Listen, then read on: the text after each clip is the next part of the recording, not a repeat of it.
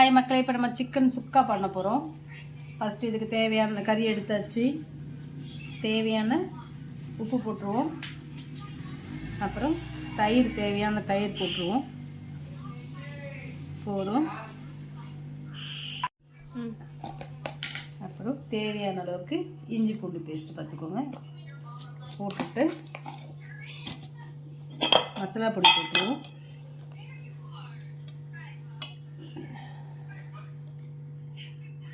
மசாலா பொடி, அப்புறம் தேவையான பைசி ஐட்டங்களை இன்னும் அரைச்சி போட வேண்டியிருக்கு. அதை அரைக்கும் பவுட்ரு பண்ணி காட்டுறேன், ஓகேங்களா?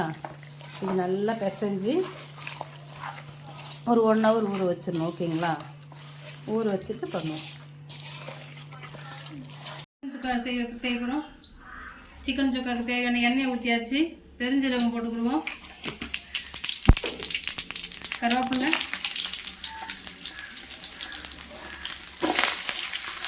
தாராளமாக சின்ன வெங்காயம் சேர்த்துக்கோங்க, நல்லாயிருக்கும்.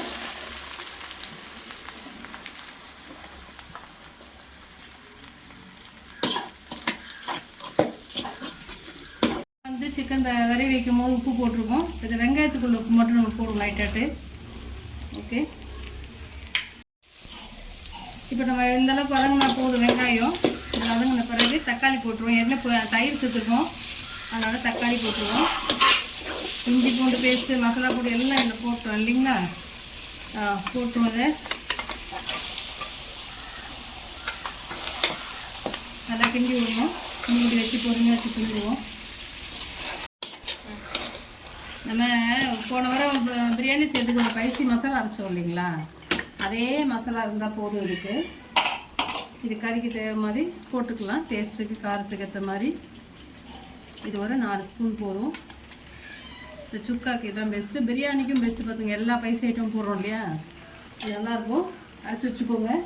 நான் போட்டிருக்கேன், வீடியோ போட்டிருக்கேன் போன பிரியாணி வீடியோவில், பார்த்துட்டு அரைச்சிக்கோங்க. நல்லாயிருக்கும், பார்த்துக்கோங்க.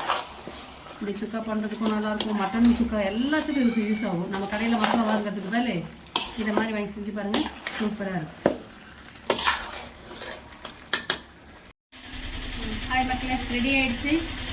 மல்லியில் போட்டு இறக்கிடுவோம். அவ்வளோதான், வேலை முடிஞ்சிடுச்சு. இப்படி ஒரு வேலை செஞ்சு பார்த்துட்டு சொல்லுங்கள். நான் அடுப்பில் செய்யணுன்றக்காட்டி அடுப்பில் நொந்து செஞ்சிட்ருக்கேன். இதே மாதிரி செஞ்சு பார்த்துட்டு சொல்லுங்கள். ஓகே, பாய் பாய்.